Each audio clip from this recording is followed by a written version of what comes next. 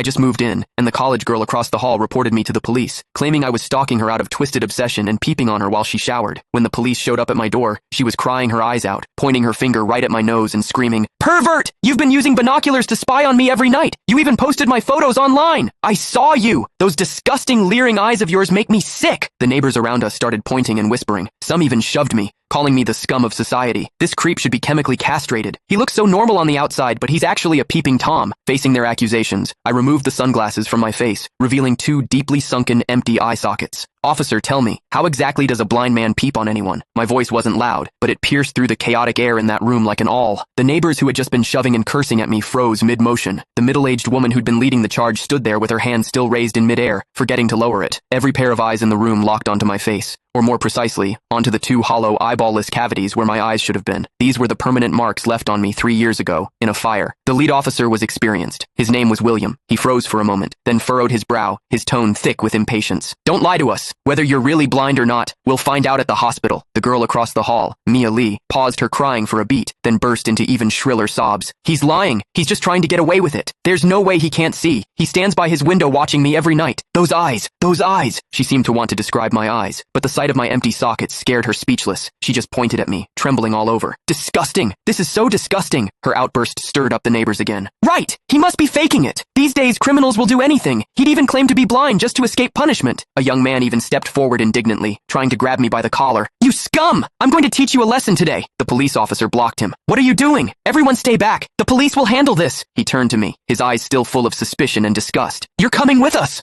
I didn't resist. I calmly held out both hands. Cold metal touched my wrists. Two younger officers flanked me on either side and led me toward the elevator. Behind me, Mia's crying mixed with the neighbors' curses into a chaotic din. "Scum of society! Get out of our community! Hope you rot in prison!" I could see the righteous expressions on their faces. I could also hear the pleasure in their voices as they trampled me into the mud. I stepped into the elevator. The metal doors slowly closed, cutting off the noise from outside. One of the younger officers, probably new to the job, couldn't help but ask me quietly, Are you really blind?" I tugged at the corner of my mouth but didn't answer. The other officer patted his shoulder, signaling him to keep quiet. But I knew that in their minds, the scales had already tipped completely in favor of that tearful young girl. After all, it was a young, pretty, pitiful college student on one side, and on the other, a suspicious man living alone, wearing sunglasses. In their eyes, it was crystal clear who was the victim and who was the perpetrator. What they didn't know was this. Sometimes, what the eyes see is the biggest lie of all. And I, a blind man, had seen something that none of them had. For instance, when Mia accused me, her heartbeat was steady, without a single ripple of genuine emotion. The interrogation room at the police station was harshly lit by fluorescent lights, and the air smelled faintly of mildew. I sat on a cold metal chair. Across from me were William and a female officer.